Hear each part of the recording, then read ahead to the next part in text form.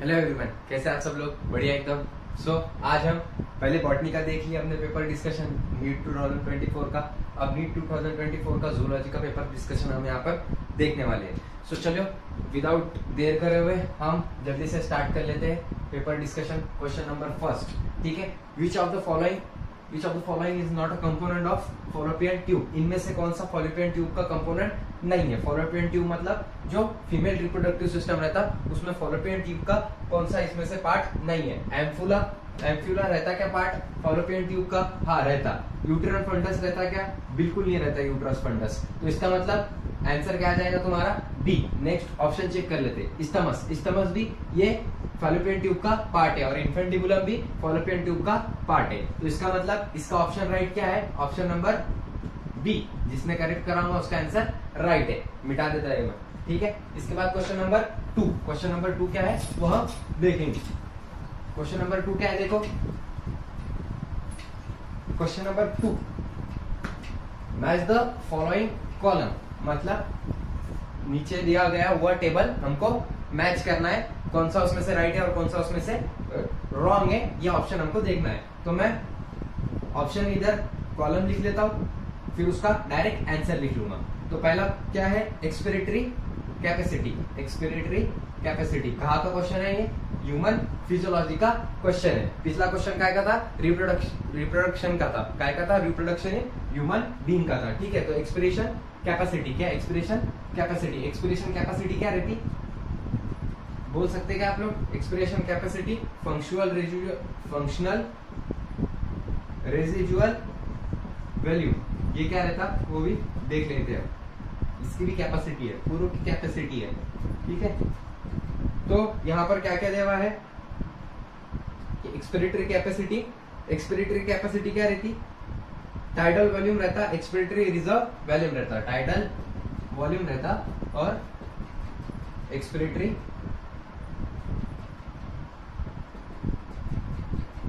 Reserve volume मिलके क्या बनाता है? एक्सपिरेटरी कैपेसिटी बनाता है, ठीक है। फंक्शनल रेजिजुअल कैपेसिटी क्या रहती है? थोड़ा अच्छा क्वेश्चन था, ठीक है। बी का एक्सपिरेटरी रिजर्व वॉल्यूम और रेसिजुअल वैल्यू, ठीक है। उसके बाद नेक्स्ट क्या है? नेक्स्ट देख लेंगे हम वाइटल कैपेसिटी है। क्या है? वाइटल कैपेसिटी क्या रहती? Vital capacity is equal to expiratory reserve value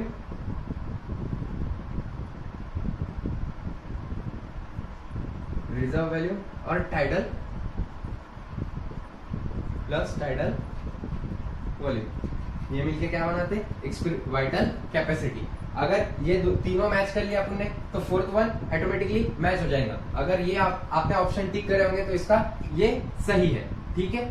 तो आपको दूसरा क्वेश्चन भी हो गया हमारा। अभी तीसरा क्वेश्चन देखेंगे। तीसरा क्वेश्चन क्या है देख लेते हैं। समझ में आया क्वेश्चन अच्छे से एकदम? Now question number 3। तो क्वेश्चन नंबर 3 क्या है? Which of the following are autoimmune disorder?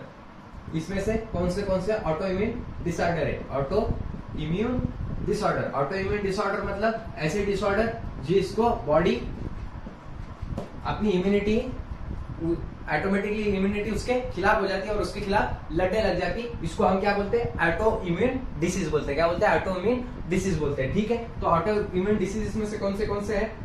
Option दे यहाँ पे मास्थेनिया ग्रेविस। दूसरा ऑप्शन दे रहा है, ऑप्शन बोर्ड यहाँ पर स्टेटमेंट दे रहे हैं, रूमेटॉइड आर्थराइटिस। तीसरा देवा है, क्या देवा है तीसरा? गाउट। चौथा देवा है मस्कुलर डिस्ट्रॉफी।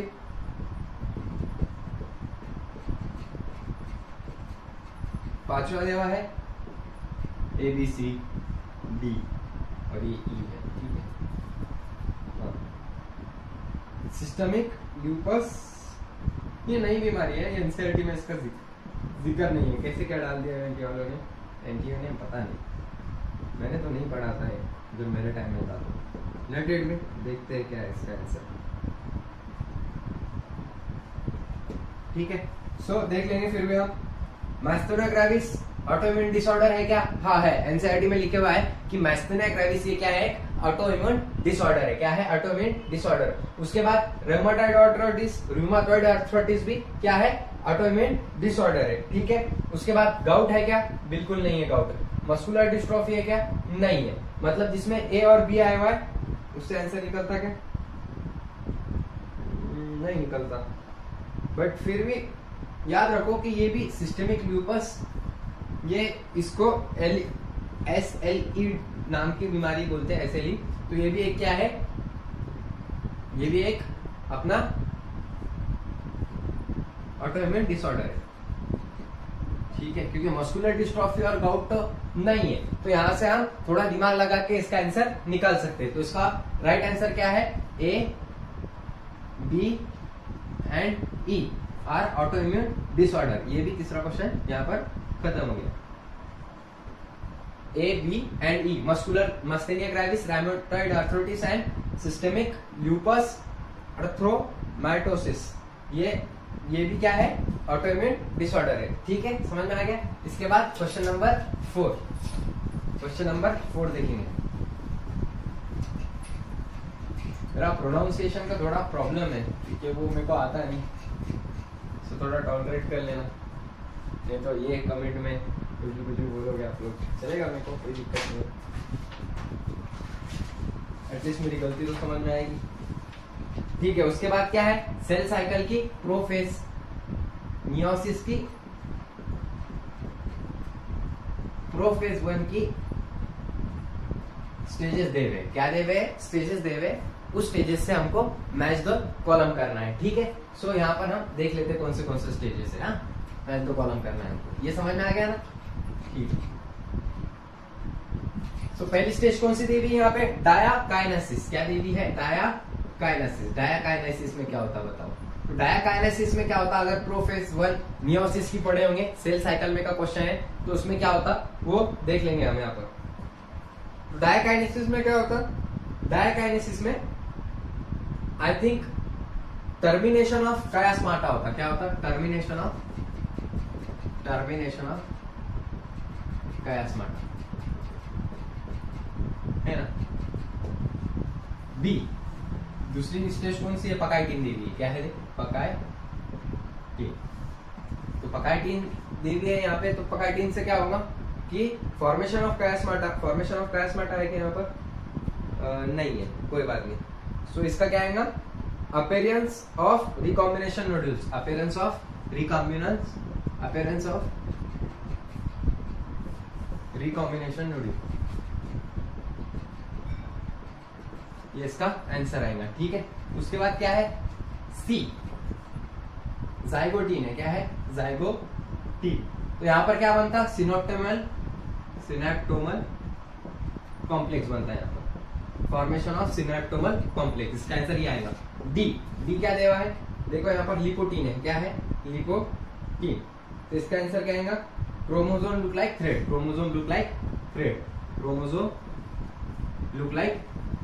थ्रेड। अगर ये आपने मैच द कॉलम किया होगा तो आपका क्वेश्चन नंबर 4 भी राइट है। इसके बाद हम कौन सा क्वेश्चन देखेंगे? क्वेश्चन नंबर 5 देखेंगे। कौन सा देखेंगे? Question number 5। तो क्वेश्चन नंबर 5 क्या है? ये मिटा देता हूं मैं। कॉकरोच की बात की गई है उसमें। लेक्चर पूरा ही नहीं होता मेरा अगर ये नहीं गिरा है तब तक। क्या पेन जब तक गिरा नहीं तब तक लेक्चर होगा ही नहीं।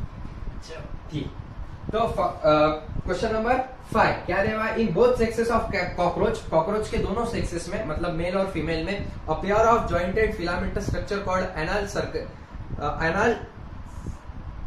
सर्काई आर प्रेजेंट ऑन। मतलब यहाँ पर जो मेल और फीमेल कॉकरोच रहते हैं, मेल एंड फीमेल कॉकरोच, उनमें एनल सर्कराई देखने को मिलती है। एनल सर्काई वो कौन से सेगमेंट पे देखने मिलती है? तो कौन सा सेगमेंट है? आई थिंक 11 सेगमेंट है, नहीं 10 सेगमेंट है। 10 segment, sorry, it's my bad. तो 10 सेगमेंट पे हमको ये देखने को मिलती है। जिसने 10 सेगमेंट किया है उसका आंसर राइट है। तो आंसर टिक कर दो, ठीक है। अगर राइट होगा तो राइट कर दो, रॉन्ग होगा तो 1 मार्क काट लो, राइट होगा तो 4 मार्क ऐड कर लो नीट के पेपर में, रॉन्ग होगा तो -1 कर दो। उसके बाद नेक्स्ट क्वेश्चन कौन सा है? Which of the following factor will not effect the Hardy-Weinberg equilibrium? Not effect Hardy-Weinberg equilibrium, है ना। ये अपना इकोलॉजी का क्वेश्चन है, तो इसमें से हार्डी-विनबर्ग को कौन वो नहीं करेगा, तो ऑप्शन क्या क्या देवे यहाँ पर? कांस्टेंट जीन पूल, ये इफेक्ट करता है क्या? नहीं इफेक्ट करता है, ठीक है। जेनेटिक ड्रिफ्ट, जेनेटिक रिकॉम्बिनेशन, और ऑप्शन नंबर डी क्या है? ऑप्शन नंबर डी है जीन माइग्रेशन। तो हार्डी-विनबर्ग्स को ये तीनों इफेक्ट करते हैं। जेनेटिक ड्रिफ्ट भी इफेक्ट करती है, जेनेटिक रिकॉम्बिनेशन भी इफेक्ट करता है, किसको? हार्डी-विनबर्ग्स इक्विलिब्रियम को। जेनेटिक माइग्रेशन भी, जीन का माइग्रेशन भी इफेक्ट करता है, तो कौन नहीं करता?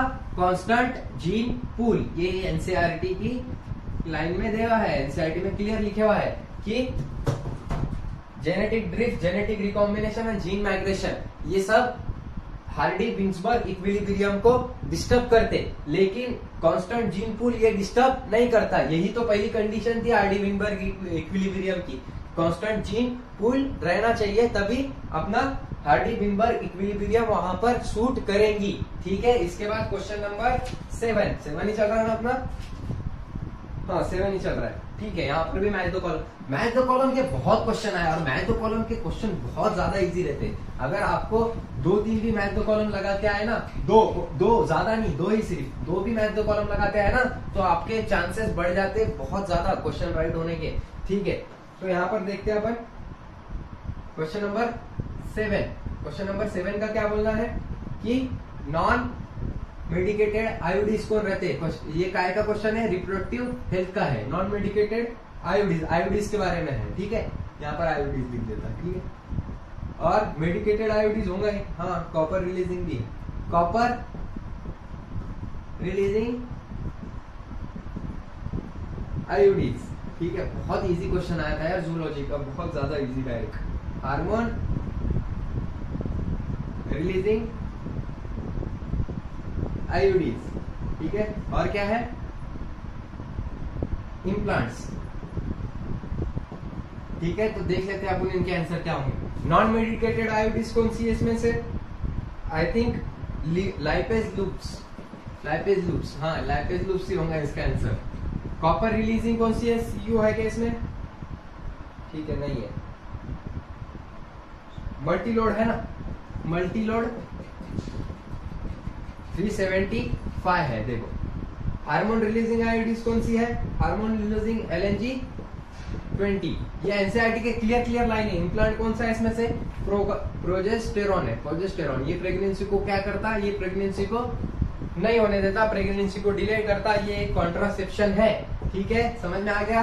क्वेश्चन नंबर, अगर आपने ये सही किया होगा तो 4 मार्क्स, गलत किया होगा, ये गलत हो ही नहीं सकता मेरे हिसाब से, गलत किया होगा तो -1।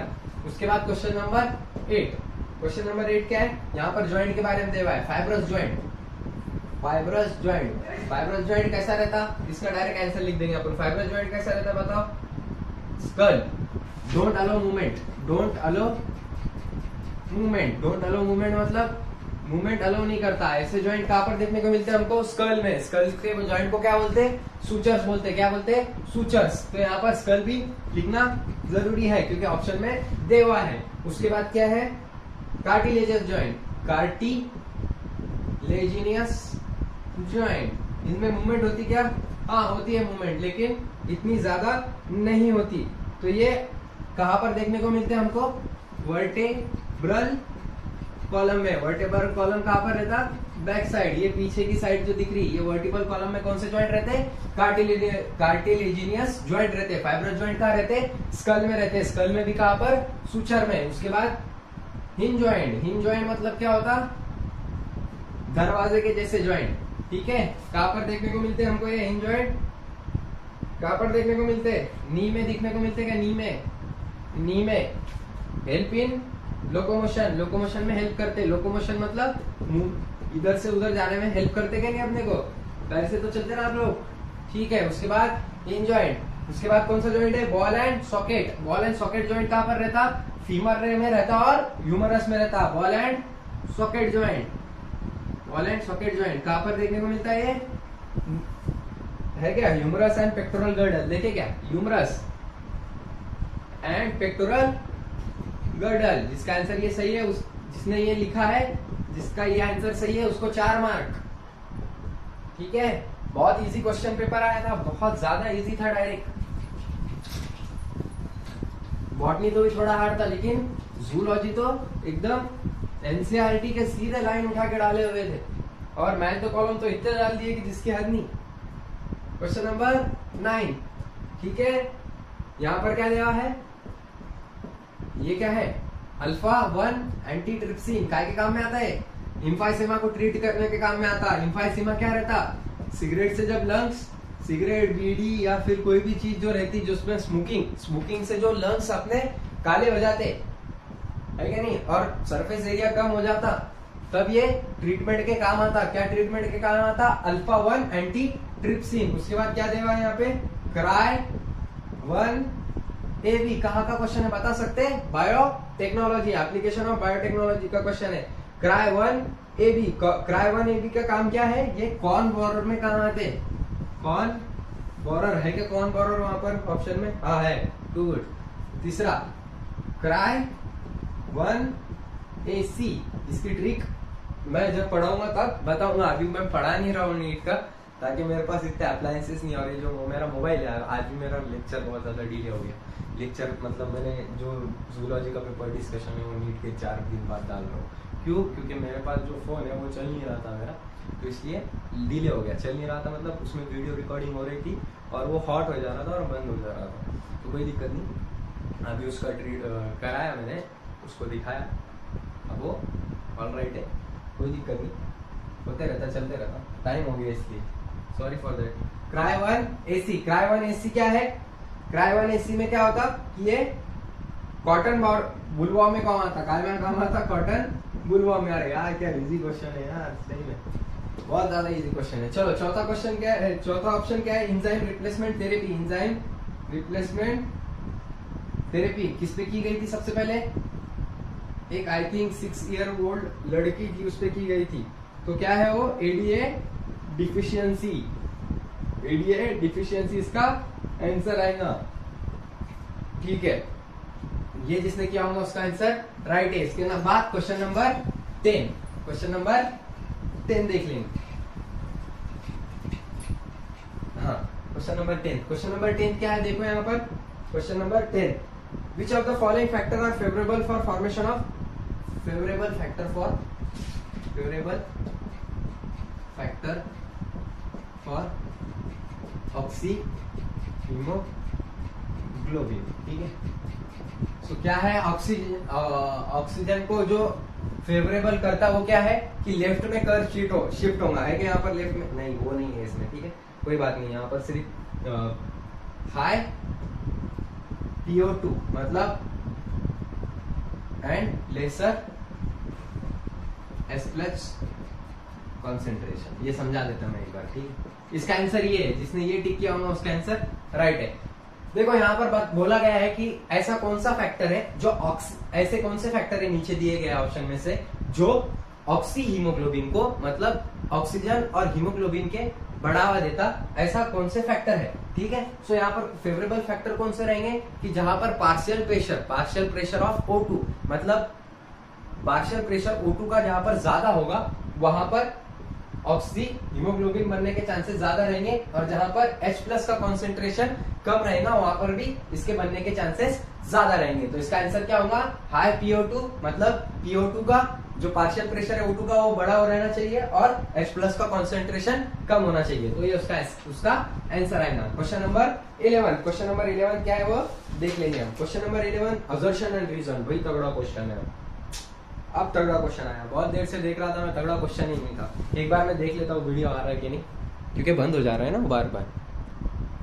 हाँ, तो क्वेश्चन नंबर 11 देख रहे थे हम, क्वेश्चन नंबर 11। तो क्वेश्चन नंबर 11 क्या है, असर्शन और रीजन है। तो असर्शन क्या है, FSH act upon ovarian follicle and female in female and leading cell in mail.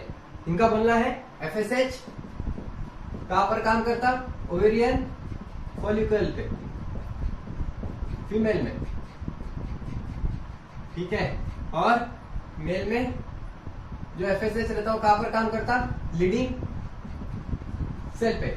सरासरी गलत बात है, तो इसका आंसर तो ये आएगा कि ये असर्शन है। क्या है ये, असर्शन है, ठीक है। रीजन क्या दिया हुआ है इन्होंने कि growing ovarian follicle secrete oestrogen in female while interstitial cell secrete androgen in male human being. ये तो सही है, मतलब assertion is false but assertion fall है, रीजन ट्रू है, ठीक है। इसके बाद क्वेश्चन नंबर 12 देख लेंगे हम। क्वेश्चन नंबर 12, क्वेश्चन नंबर 12 क्या है, पॉन्स क्या है, यहां पर भी मैच द कॉलम है। पॉन्स क्या करते, पॉन्स ये मिटा देता है एक बार, फिर देखेंगे। Question number 12, match the column, pons, उसके बाद हाइपोथैलेमस, इसके बाद तीन ही जोड़ेंगे हम क्योंकि छोटा ऑटोमेटिकली आ जाएगा यहाँ पर, मेडुला। तो पॉन्स का काम क्या है, पॉन्स का काम है connect different region at brain, connect different region of brain, connect different region of brain. उसके बाद हाइपोथैलेमस, हाइपोथैलेमस का क्या काम है, ये न्यूरोसिक्रेटरी सेल रहते हैं यहाँ पर, न्यूरोसिक्रेटरी सेल रहते हैं, क्या रहते हैं, न्यूरोसिक्रेटरी सेल। उसके बाद मेडुला, मेडुला का क्या काम है, दो, control respiration and gastric secretion, control secretion and control secretion and gastric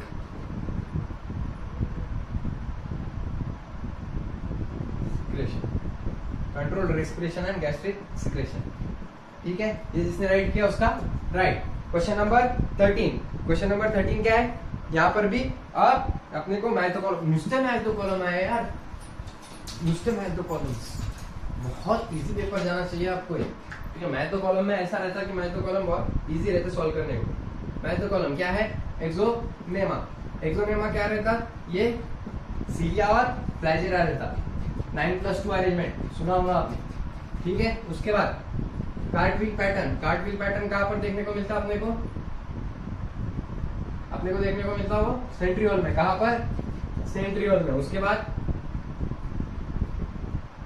Crysta, Crysta कहां पर देखने को मिलता, क्रोमोसोम में, कहां पर, नहीं माइटोकॉन्ड्रिया में देखने को मिलता ना, हाँ माइटोकॉन्ड्रिया में, वही बोला मैंने, माइटोकॉन्ड्रिया में। ये जिसका राइट है उसका आंसर राइट। उसके बाद क्वेश्चन नंबर 14, क्वेश्चन नंबर 14 क्या है, ये डेरोफाइला, ठीक है। और क्या है, क्वेश्चन मेरे को दिख नहीं है अच्छे से, ठीक है। टेरोफाइला, इसका आएगा एंजल फिश, नाम है बॉटनिकल, और उसके बाद उसके क्या करने हैं हमको, ये करने हैं मैक्सिमी। इसका आंसर क्या आएगा, हग फिश, ठीक है। उसके बाद क्या है,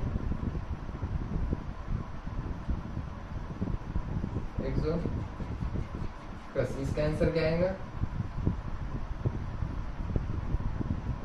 फ्लाइंग फिश। ये जिसने किया उसका आंसर राइट है, ठीक है।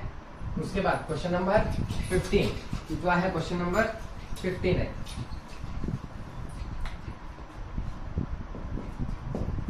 क्वेश्चन नंबर 15, एक मिनट लिख लेता हूँ, वीडियो चल रहा है, क्या चल रहा है। क्वेश्चन नंबर 15, तो क्वेश्चन नंबर 15 में क्या दिया हुआ है, एक सीक्वेंस दी हुई है 3TA CAT GGCAA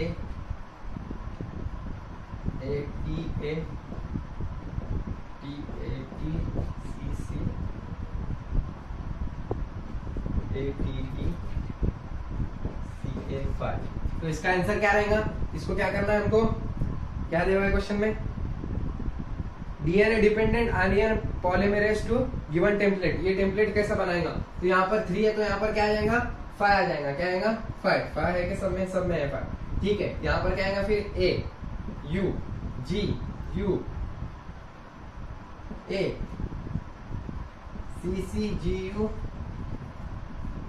U U A U। यहाँ पर U आएगा, यूरासिल आएगा, क्योंकि यहाँ पर हमको आरएनए करना है। ठीक है, सो ये जिसका आंसर सही है वो उसका आंसर ये आएगा। ठीक है, जहां पर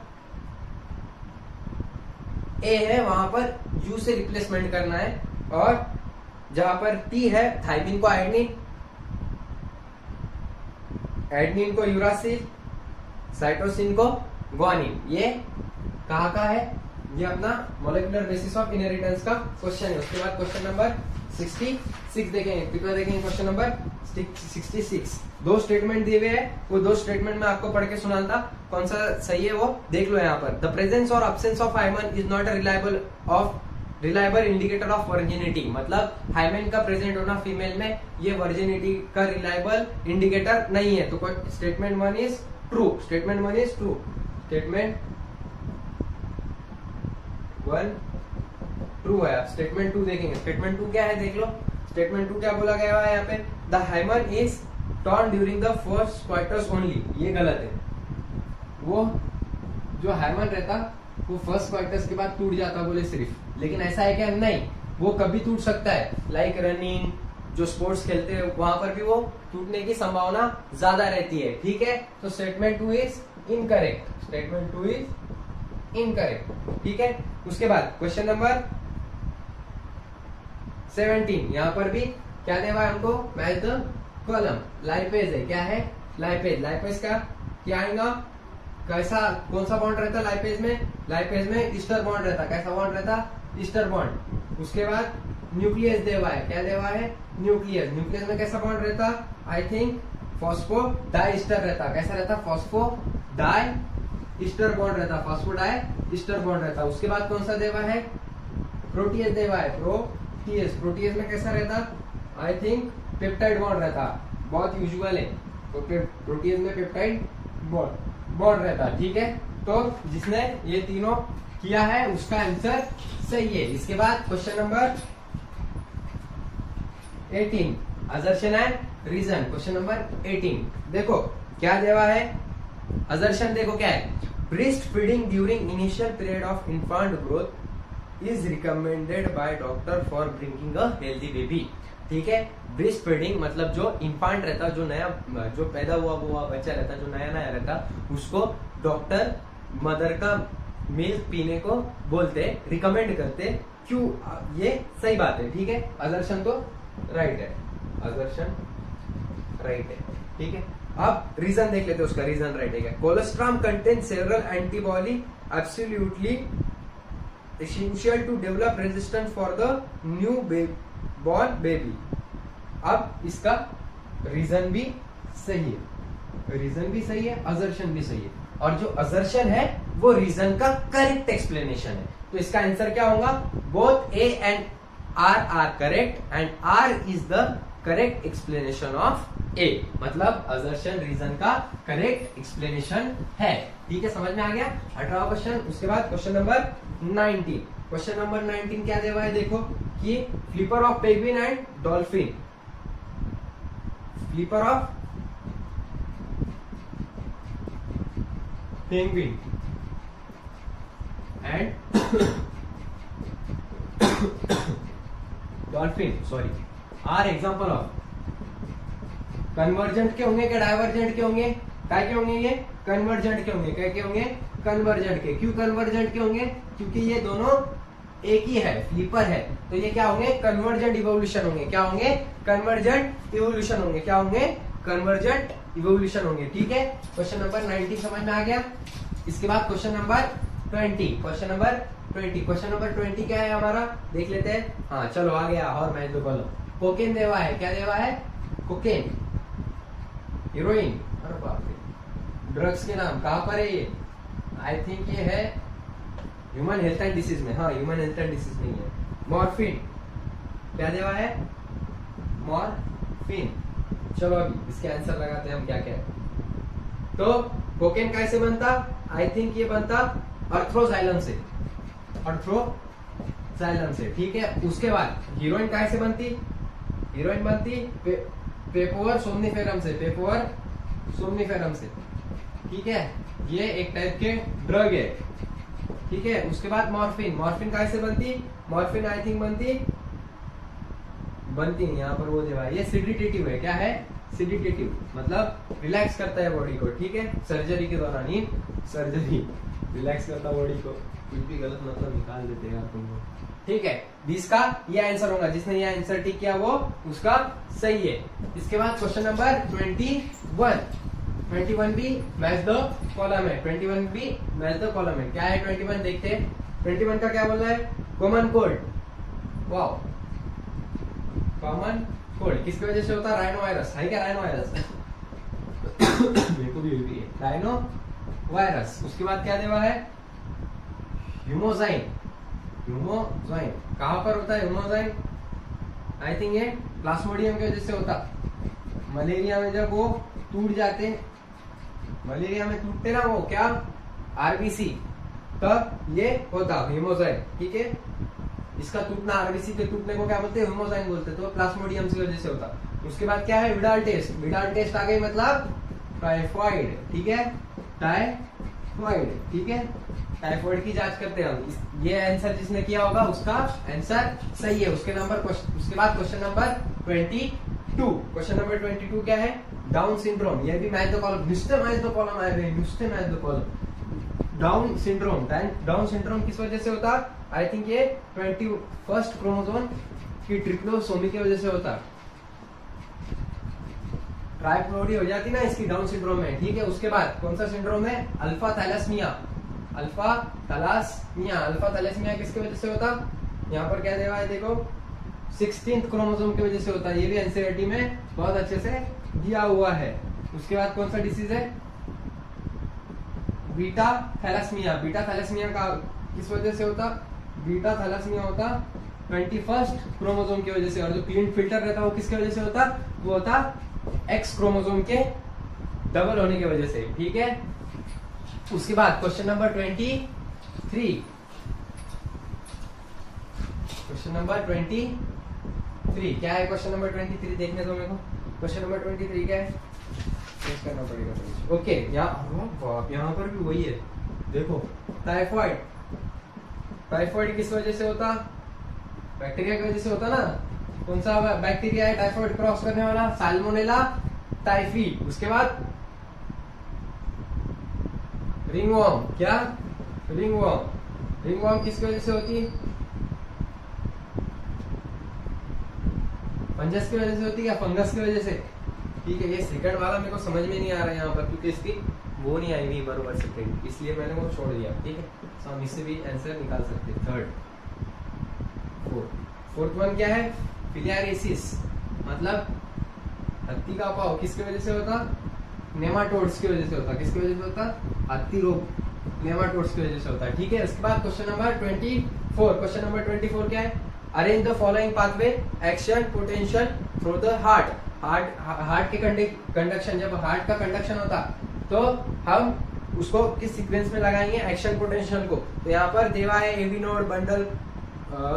देखो सबसे पहले क्या आता, ऐसे नोड आती, क्या आती, ऐसे नोड। उसके बाद एवी नोड, उसके बाद क्या आती, उसके बाद एवी नोड के बाद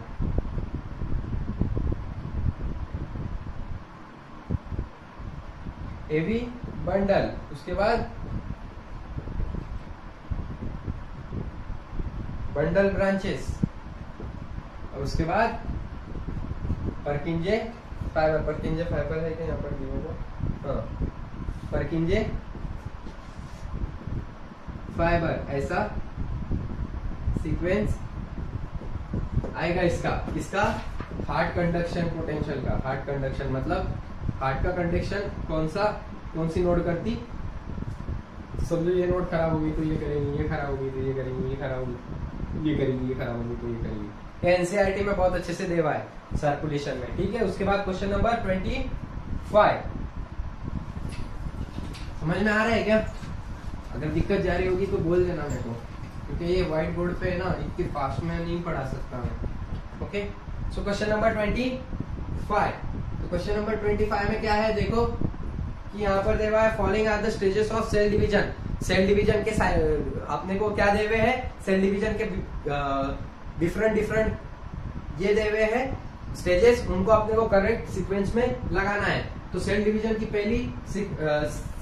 पहली सीक्वेंस कौन सी रहेंगी? आई थिंक गैप 1 फेज, ठीक है। उसके बाद कौन सी रहती? गैप 1 फेज के बाद सिंथेटिक फेज, सिंथेसाइसिस फेज। उसके बाद कौन सी रहती? Gap 2 phase.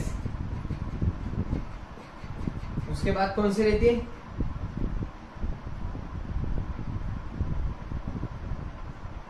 कैरियोकाइनेसिस। उसके बाद कौन सी रहती? साइटोकाइनेसिस, है ना, साइटोकाइनेसिस।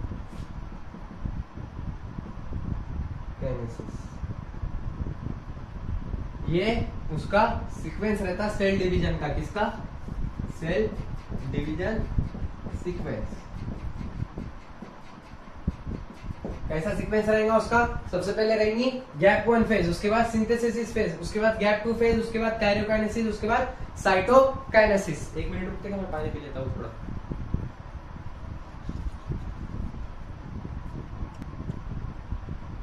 ठीक है, तो क्वेश्चन नंबर 26 देख रहे थे हम, कितना 26। तो पहला क्या है इसमें? पहला है अपना प्लूरोब्रेकिया। क्या है? प्लूरोब्रेकिया। उसके बाद दूसरा क्या है? रेडुला। क्या है? रेडुला। तीसरा क्या है? स्टोमोकॉर्ड। और चौथा क्या है? Air bladder. ये कहाँ का क्वेश्चन है?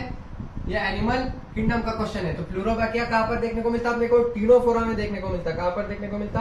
टीनोफोरा में, टीनोफोरा। रेडुला कहाँ पर देखने को मिलता? मोल्युस्का में। कहाँ पर? मोल्युस्का में।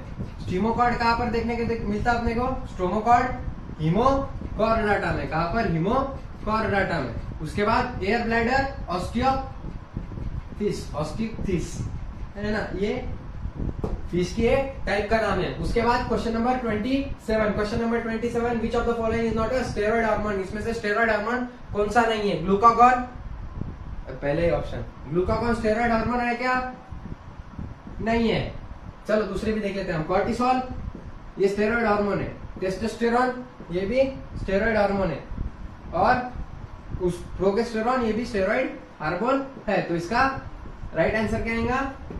ग्लूकागॉन, क्योंकि ग्लूकागॉन क्या है? स्टेरॉइड हार्मोन नहीं है। बाकी के तीनों भी क्या है? स्टेरॉइड हार्मोन है, ठीक है। उसके बाद क्वेश्चन नंबर 28। क्वेश्चन नंबर 28 क्या है वो हम देख लेंगे। तो क्वेश्चन नंबर 28 क्या है देख लेते हैं। Question number 28, the T plasmid of Agrobacterium tumefaciens stand for. ये टी प्लास्मिड किसके एगिरोबैक्टरम में किसके लिए स्टैंड करता है? तो किसके लिए स्टैंड करता है? ये ट्यूमर इंड्यूसिंग प्लास्मिड के, ट्यूमर इंड्यूसिंग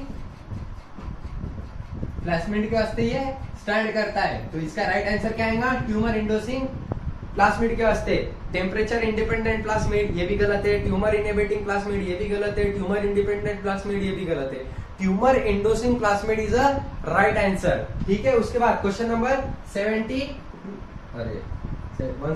बोल रहा हूं मैं। Question number 29। तो क्वेश्चन नंबर 29 क्या है देख लेते हैं। Given below are some stages of human evolution, arrange them in correct sequence. Homo habilis, Homo sapiens, Homo neanderthal और ह्यूमो इरेक्टस। मेरे हिसाब से सबसे पहले कौन सा आया था? ह्यूमो इवैलिस आया था। कौन आया था? ह्यूमो इवैलिस, ठीक है। उसके बाद कौन सा आया था? ह्यूमो इरेक्टस, होमो इरेक्टस। उसके बाद कौन आया था? निएंडरथल। कौन आया था? नियंडरथल। और उसके बाद सबसे आखिरी में कौन आएगा? सबसे आखिरी में आएगा होमो सैपियन। तो ये उसका करेक्ट सीक्वेंस है। होमो हिबेलिस सबसे पहले, होमो इरेक्टस उसके बाद, नियंडरथल उसके बाद और होमो सैपियन उसके बाद। ठीक है, उसके बाद question number 30। Question number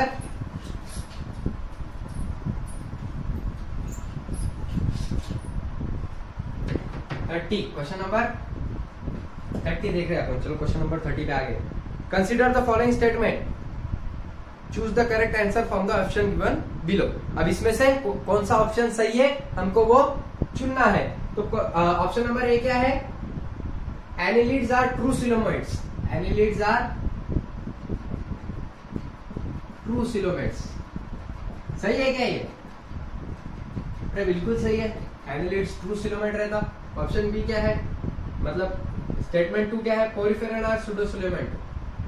पोरिफेरंस are pseudo coelomate. अरे सीधा सीधा गलत है, क्योंकि पोरिफेरन में सिलोम ही नहीं रहता। चलो question number statement number 3, aschelminthes are acoelomates. Aschelminthes are acoelomate. अरे ये भी झूठ है। अस्की एलिमेंटिस क्या है? सूडो सिलोमेट है। उसके बाद डी क्या है? Platyhelminthes are pseudo coelomate. Platyhelminthes are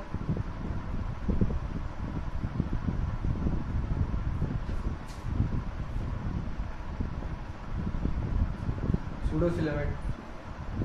ये भी गलत है। प्लैथी एलिमेंटिस कैसा रहता?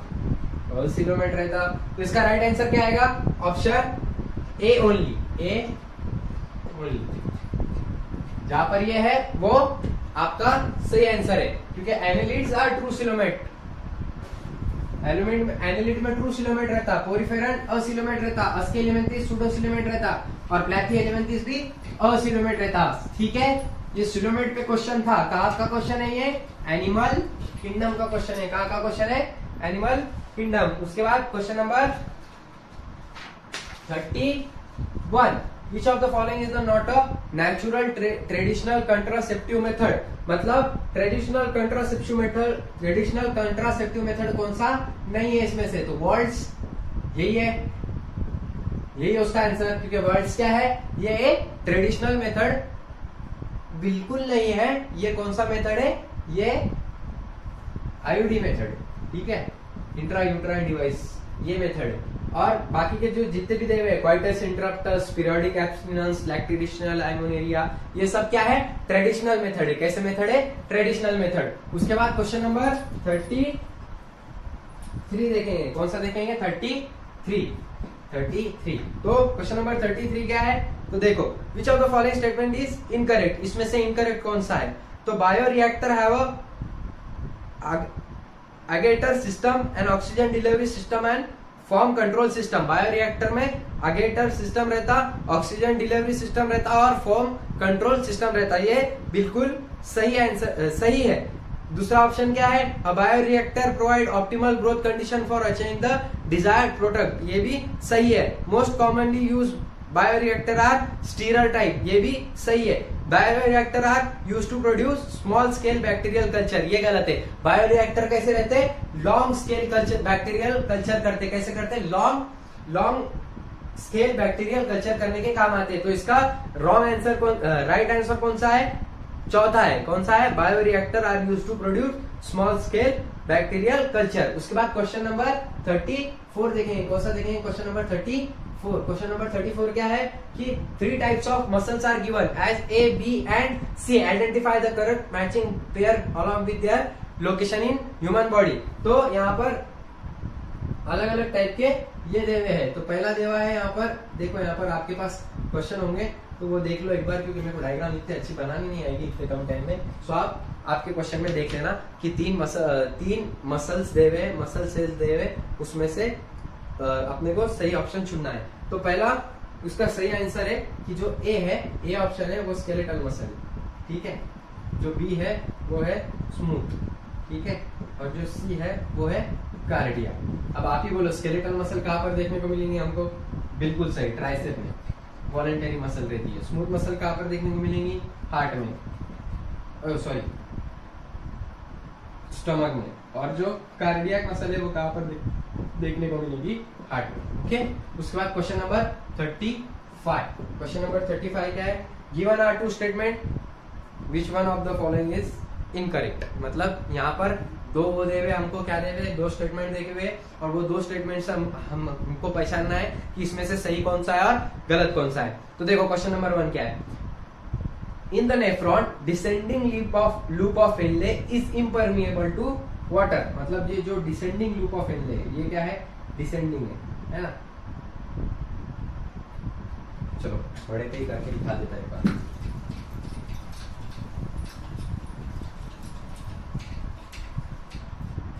ठीक है, so question number 35, loop of Henle है, ये वाटर के लिए परमिएबल रहता। ये देखो ये कंसेप्ट बहुत खतरनाक है, और ये Na+ के लिए परमिएबल रहता। ठीक है, ये डिसेंडिंग है और ये असेंडिंग है। ठीक है, ये डिसेंडिंग है तो नीचे जाने वाला, और ये ऊपर आने वाला, लूप ऑफ एनले। ठीक है, लूप ऑफ एनले। तो यहाँ पर क्या लिखे हुआ है देखो, इस पे ये इतना आता होगा आपको तो क्वेश्चन आपका बन जाएगा। ठीक है, the descending loop of Henle is impermeable to water. ये तो परमिएबल है डिसेंडिंग, तो आप statement A is incorrect. Clear cut, छोड़ दो। The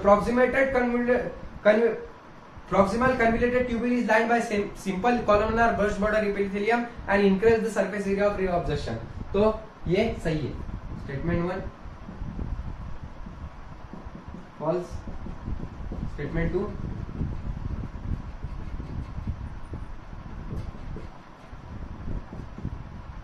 correct. ये आपका आंसर होना चाहिए। ठीक है, उसके बाद क्वेश्चन नंबर 36 देखेंगे। कितना देखेंगे? क्वेश्चन नंबर 36 देखेंगे। क्वेश्चन नंबर 36 क्या है? क्वेश्चन नंबर 36 यहाँ पर अपना सेक्शन बी चालू हो जाता।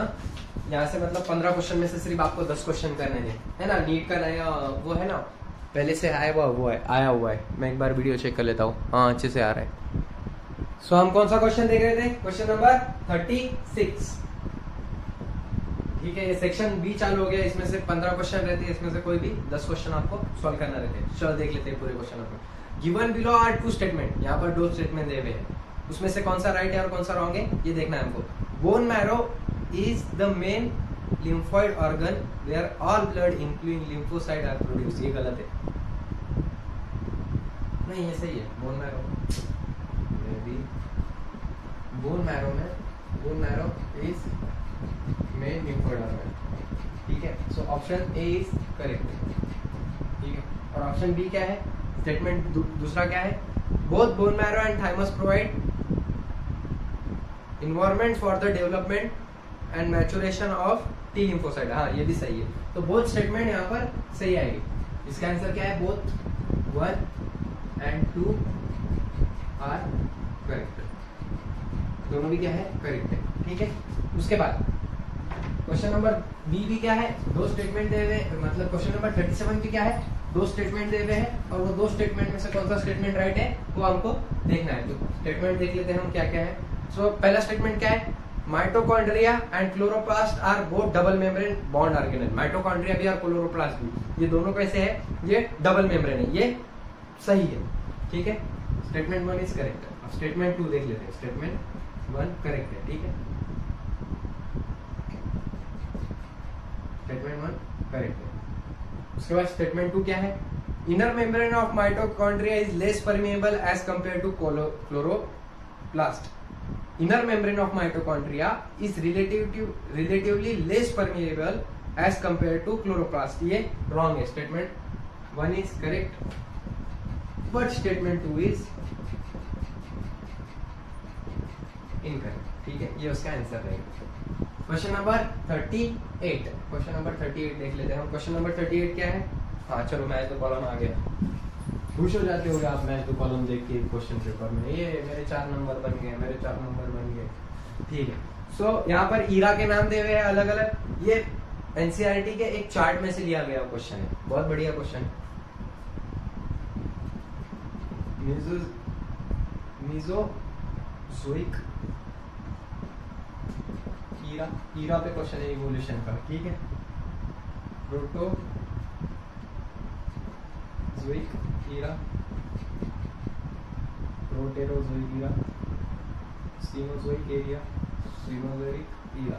ये 3 ईरा अगर आप मैच कर पाओ, 4th भी ले लेंगे, Mesozoic Ira.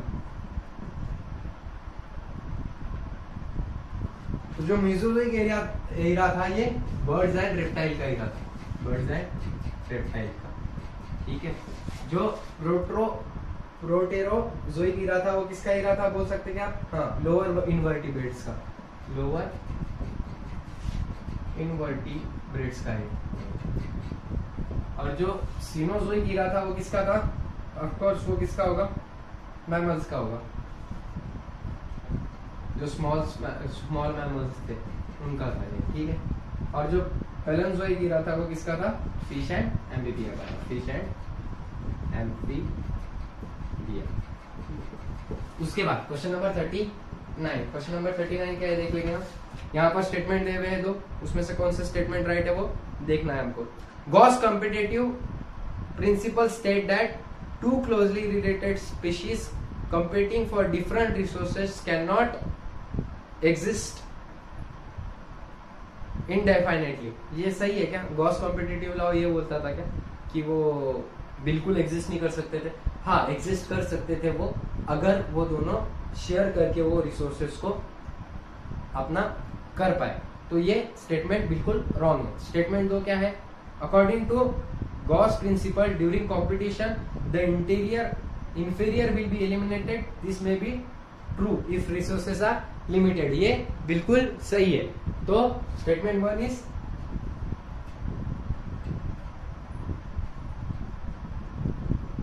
incorrect.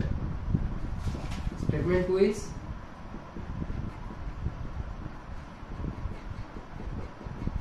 correct. Gauss law आपने पढ़ा होगा अच्छे से एकदम। गॉस लॉ में क्या बोला गया था कि अगर 2 स्पीशीज है और वो क्लोजली रिलेटेड है और उनमें कंपटीशन है तो क्या होगा?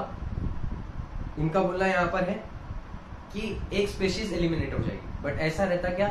नहीं, गॉस लॉ ने बोला था कि अगर 2 स्पीशीज है वो एक दूसरे से कॉम्पीट कर रही है, कंपटीशन कर रही है, तो वो या तो एलिमिनेट हो जाएगी या फिर दोनों सेम रिसोर्सेस अपने अपने हिसाब से उसको शेयर करेगी, ठीक है। और दूसरा लॉ क्या था कि 2 स्पीशीज एक साथ नहीं रह सकती, एक अगर इंफीरियर है और एक अगर सुपेरियर है, क्योंकि सुपेरियर जो स्पीशीज रहेगी वो इंफीरियर को हरा देगी और इंफीरियर को एलिमिनेट कर देगी, खत्म कर देगी, ठीक है। इन्होंने एग्जाम्पल दिया था, एग्जाम्पल इसका है एक कछुआ है और एक गोट है, मतलब एक टर्टोइज है और एक गोट है।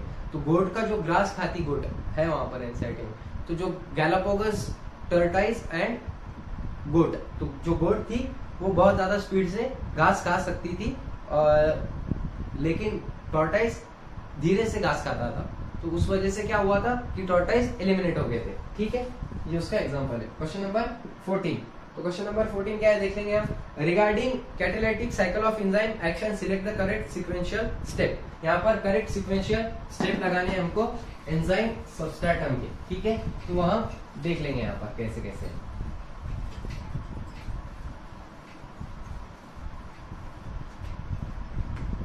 क्वेश्चन नंबर 14, तो सबसे पहले क्या होता है देखो,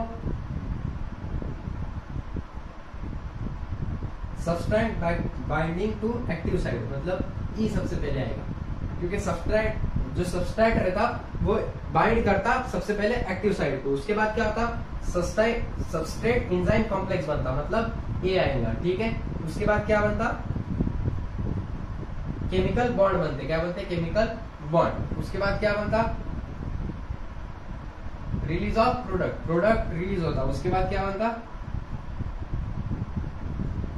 उसके बाद एंजाइम फ्री हो जाता। तो ये सीक्वेंस जिसकी होगी उसका आंसर करेक्ट होगा एंजाइम सबस्ट्रेट रिएक्शन में, ठीक है। उसके बाद क्वेश्चन नंबर 91, यहाँ पर हार्ट के वेव्स दे हुए हैं और उस वेव से हमको पता करना है कि कौन सी वेव्स क्या काम आती है। तो टी वेव है, टी वेव क्या करती? डीपोलराइजेशन ऑफ आर्टेरिया, ठीक है।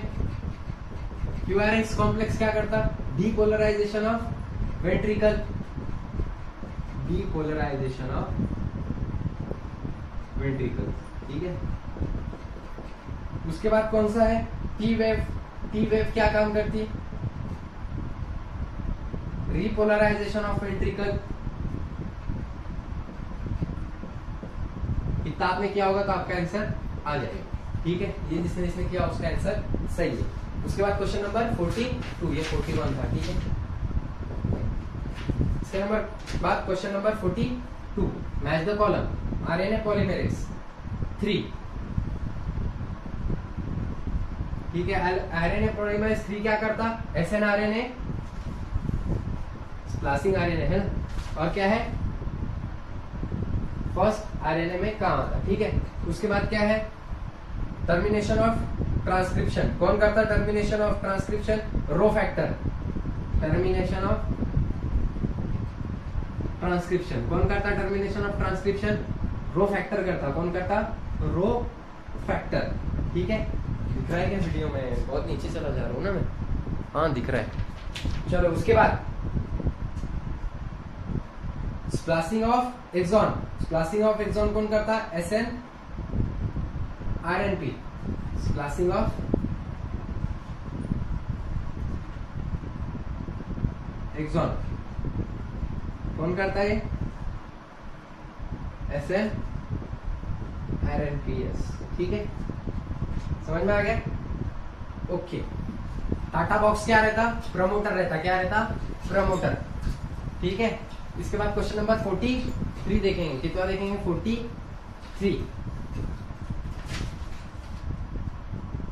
मैं इतने फास्ट इसलिए पढ़ा रहा हूँ ताकि मैं एक्सप्लेनेशन भी दे सकता हर एक ही क्वेश्चन का, लेकिन फिर क्या होता है कमेंट आते मेरे को बच्चे बोलते हैं कि सर बहुत स्लो पढ़ा रहे आप, फास्ट बता दो हमको, आंसर बता दूंगा। तो थोड़ा थोड़ा एक्सप्लेनेशन भी देने की मैं कोशिश कर रहा हूँ। तो ठीक है, GnRH, GnRH gonadotrophin releasing hormone, ठीक है। एक मिनट, यहाँ पर GnRH देवा है, वहां क्या देवा है? GnRH, ठीक है। GnRH यहाँ पर देवा है FSH है, FSH है नहीं, FSH दिया हुआ नहीं है, LH, ठीक है। यहाँ पर A, फिर यहाँ पर क्या देवा है? B, यहाँ पर C, यहाँ पर एंड्रोजन, यहाँ पर फैक्टर। बाप रे, अच्छा तगड़ा क्वेश्चन है यार। D, ठीक है। तो A क्या आएगा? A आएगा FSH, ठीक है। एंड्रोजन बन रहा है यहाँ पर, तो B क्या आएगा? लीडिंग सेल, रिप्रोडक्शन का क्वेश्चन है। C क्या आएगा यहाँ पर? सेरोटोनिन सेल,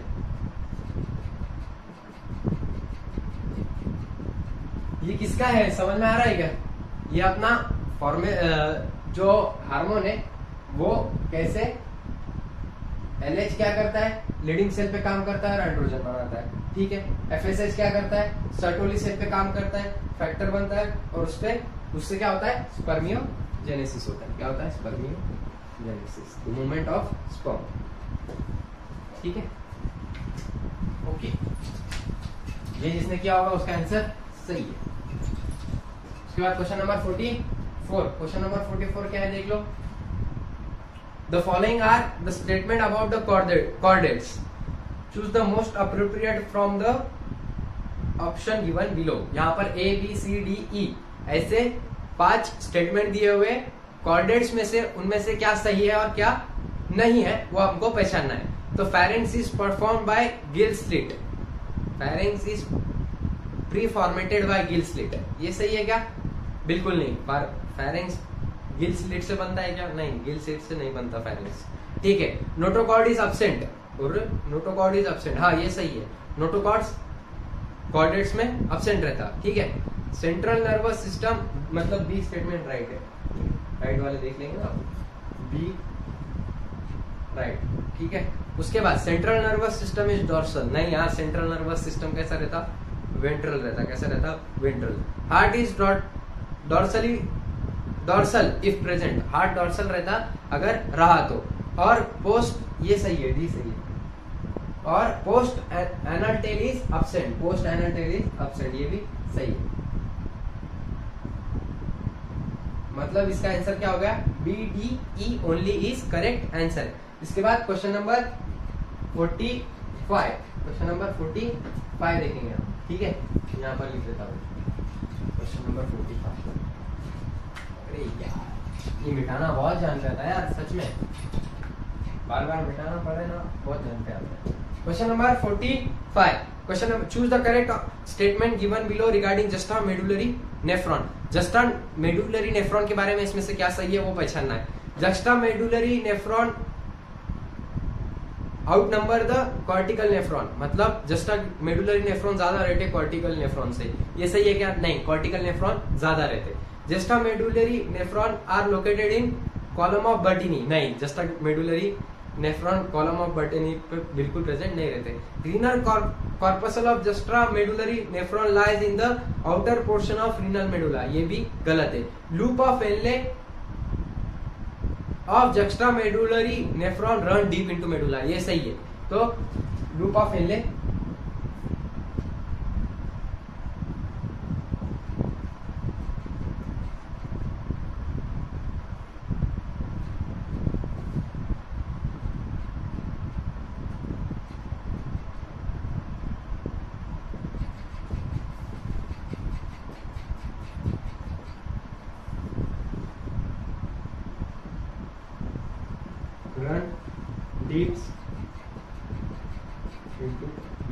मतलब जो जस्टा मेडुलरी नेफ्रॉन रहते वो नेफ्रॉन के बहुत डीप जाते, मेडुला के बहुत डीप जाते, ठीक है। इसके बाद दो स्टेटमेंट दे हुए हैं, दो स्टेटमेंट में से क्या करेक्ट है वो देखना है।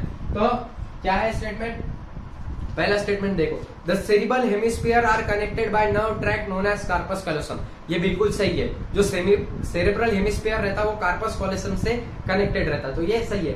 The brain stem consist of medulla oblongata, pons and cerebrum, अरे सेरेब्रम नहीं सेरेबेलम रहता है यहाँ पे, तो स्टेटमेंट 1 इज राइट, करेक्ट है। स्टेटमेंट 2 रॉन्ग है, ठीक है। उसके बाद क्वेश्चन नंबर 46, क्वेश्चन नंबर 46 देखेंगे। क्वेश्चन नंबर 46 क्या है, चलो question number 46, the structure use for, अरे ये तो वो आ गया, क्या बोलते हैं उसको, मैं तो कल कॉकरोच का है, storing of food, store food काय में होता है, आई थिंक क्रॉप में होता, ठीक है। उसके बाद ring of 6 to 8 blind midgut में और फोरगर्ड में, at the junction of midgut and junction of midgut and foregut, foregut और मिडगर्ड के बीच में के जंक्शन के 6 से 8 रिंग को क्या बोलते हैं हम बोलते हैं गैस्ट्रिक सीका,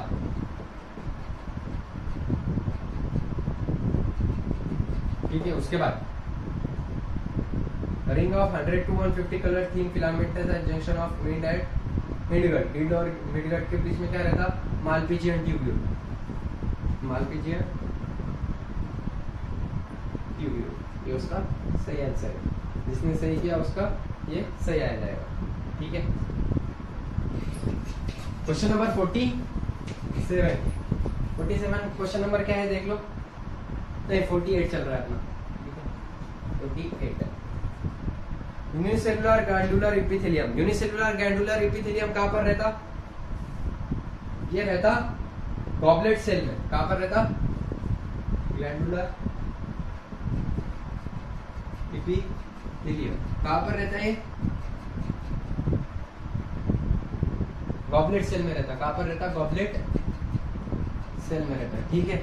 उसके बाद कंपाउंड एपिथेलियम, कंपाउंड एपिथेलियम कहाँ पर रहता, salivary moist surface of buccal cavity में रहता, कहाँ पर रहता, ब्यूकल कैविटी में रहता, कहाँ पर रहता, ब्यूकल कैविटी, ठीक है। उसके बाद कौन सा है, मल्टी सेलुलर, ये यूनिसेलुलर है, ये मल्टी सेलुलर ग्लैंडुलर एपिथेलियम कहाँ पर रहता है? मल्टीसेलुलर ग्लैंडुलर एपिथेलियम, ये आई थिंक रहेगा सैलिवरी ग्लैंड में। कहाँ पर? सैलिवरी ग्लैंड में। ठीक है, ये आंसर जिसका सही है, ऐसा जिसने मैच किया उसका आंसर बिल्कुल सही है। इसके बाद क्वेश्चन नंबर 99 देखेंगे। मेरे इसमें 99 क्वेश्चन नंबर दिख नहीं रहा, सो मैं स्किप करके डायरेक्ट 200 क्वेश्चन पे चला जाऊंगा। एक्सोथैलेमिक गोइटर, क्वेश्चन लास्ट क्वेश्चन है, देख लो।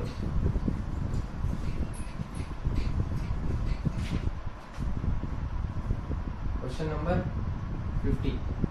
49 दिख नहीं रहा, बिल्कुल नहीं दिख रहा, इसलिए आई एम सॉरी। भेज देना मेरे को अगर हो सके तो। क्वेश्चन नंबर 50, एक्सोथैल्मिक गोइटर, एक्सोथैल्मिक गोइटर, ठीक है। दूसरा क्या है? एक्रोमेगेली। तीसरा क्या है? Question syndrome. चौथा क्या है?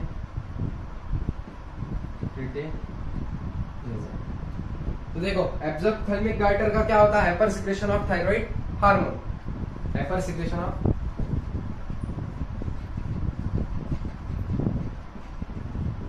थायराइड, ठीक है। एक्रोमेगेली में क्या होता? Hyper secretion of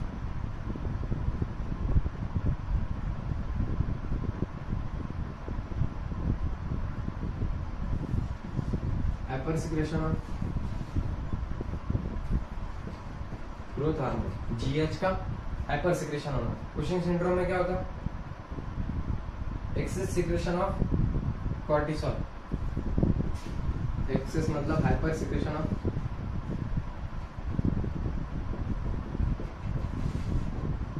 cortisol. और क्रिटिसिज्म में क्या होगा? क्रिटिनिज्म में I think hypo secretion of thyroid gland, hypo secretion of thyroid gland.